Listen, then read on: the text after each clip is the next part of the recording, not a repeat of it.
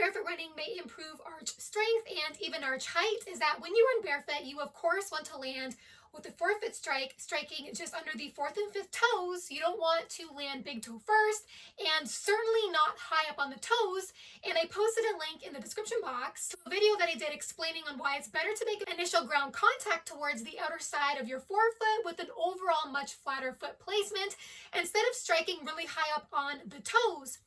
When you run barefoot, just before the forefoot strikes the ground, the toes reflexively lift up upon that touchdown. This is something observed in pretty much most habitual barefoot runners in that their toes always tend to lift up and extend up to make clearance for foot ground contact to be made on the balls of the foot.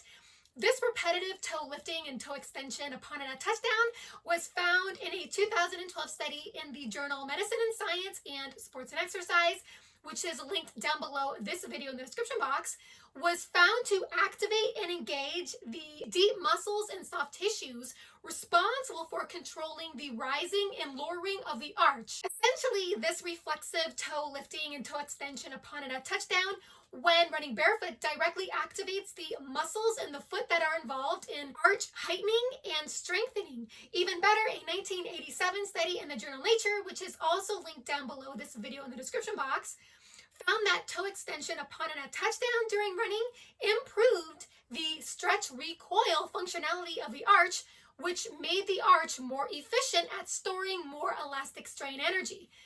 This is very important because the arch of the foot is capable of recovering roughly around 17% of mechanical energy produced at each step when running.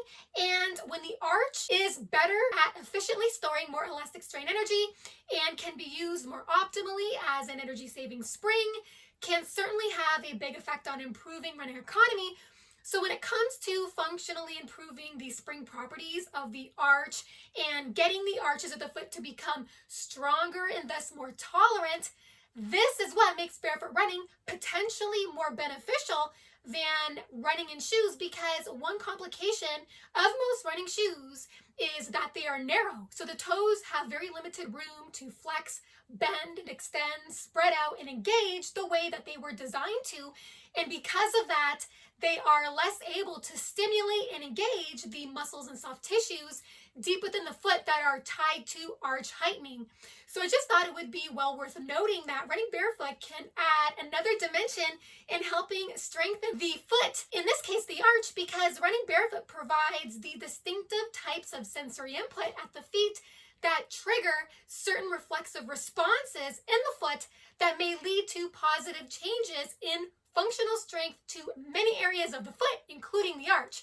Whereas foot and arch weakness due to always wearing thicker cushioned running shoes without any barefoot training may not only obviously be related to the lack of physical engagement of the foot, but may also be related to the lack of adequate sensory stimulation that actually influences more widespread strengthening of the intrinsic muscles deep within the foot.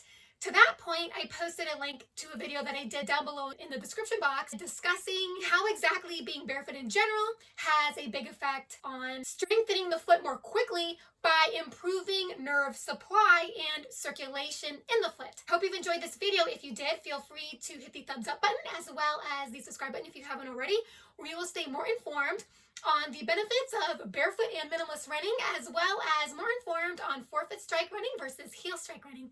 Thank you so much for listening and watching. Have fun out there on the roads and trails. Bye for now.